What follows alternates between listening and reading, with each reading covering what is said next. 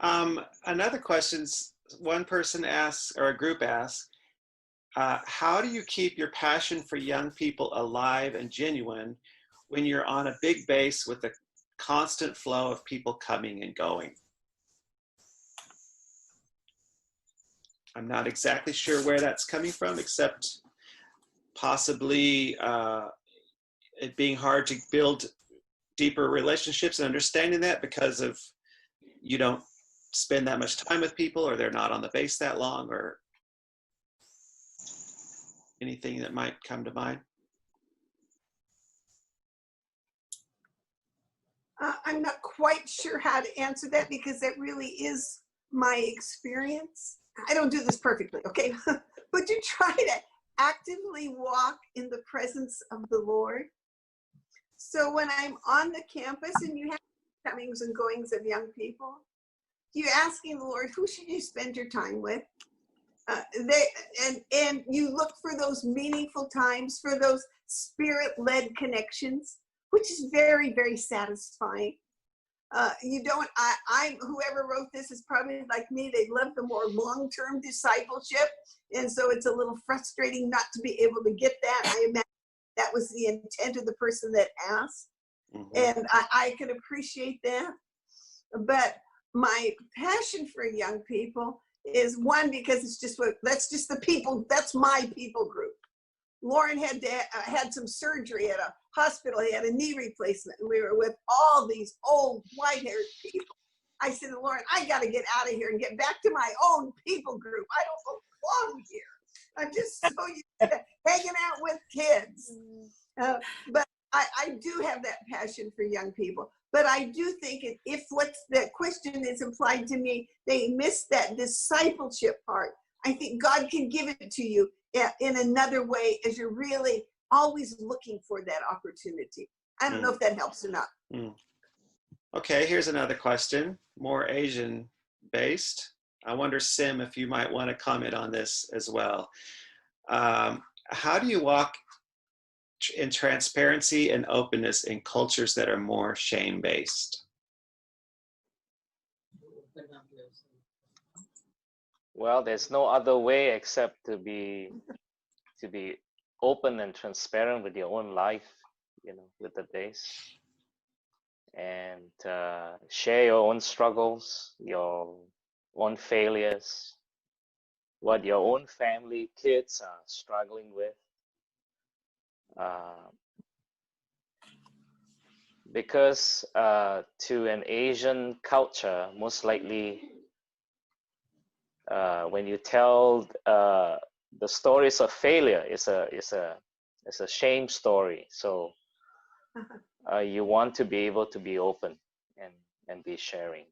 Mm-hmm. Yeah, and I find it myself as an Asian. I struggle with that in my younger days more. I'm learning to be much more open in my later years, and hopefully I'll continue to do that. Yeah. Mm. I think openness and humility is contagious. Mm. It makes it easy for the people around you. And when you know that this is important, maybe part of what you ponder is, in your context, is how do you create an environment that makes that easy? Mm-hmm. Is it easier for you to be just in a very small group rather than in a large situation? Hey, Simeon. Yeah. Yes. Make a comment as an Asian leader in the whole power distance relationship, and how people will relate to you in a place of authority, and in their perceived gap that they have to relate with you from a authority perspective, and how sometimes we can go overboard by trying to remove the power distance in the Asian context, and yet they can relate to that. And how do you live as an Asian leader, allowing for the power distance and yet not creating a distancing between them and you? That is a challenge very often in the Asian context, especially if there's where the power distance is very strong in a nation.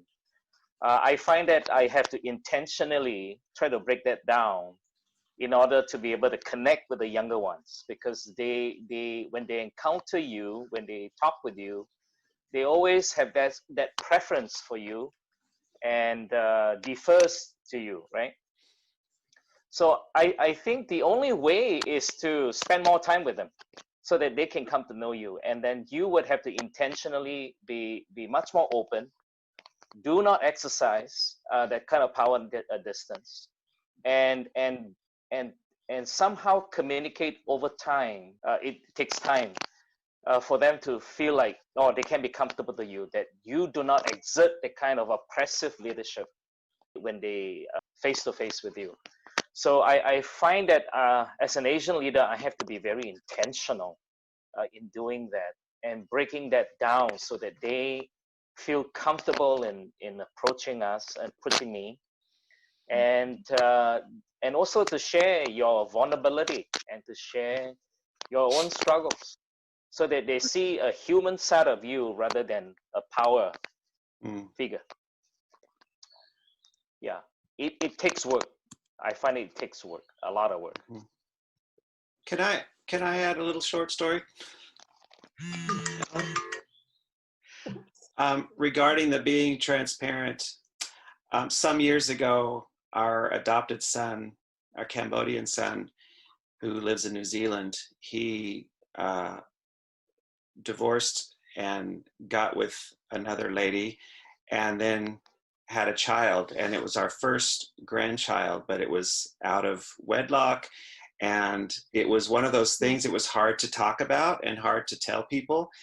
And as you were sharing, Darlene, I just got emotional thinking about that, because we went to visit some of our Thai staff in another location, and we've been discipling these guys since they were 18 years old. So we're very close relationship, and we felt like we just had to tell them the story. And it was hard to tell, but we were so blown away by their reaction, because there was just this outpouring of love for us as their leaders, admitting to what seemed like a failure in our family, because they said, now we know if this happens in our family, how we could also respond to our own child with love if they make a mistake like this. So yeah, it's that just living it out for them to see some other way that they've never seen before, I think. That's wonderful. That's wonderful. Just reminded me of that as you were sharing.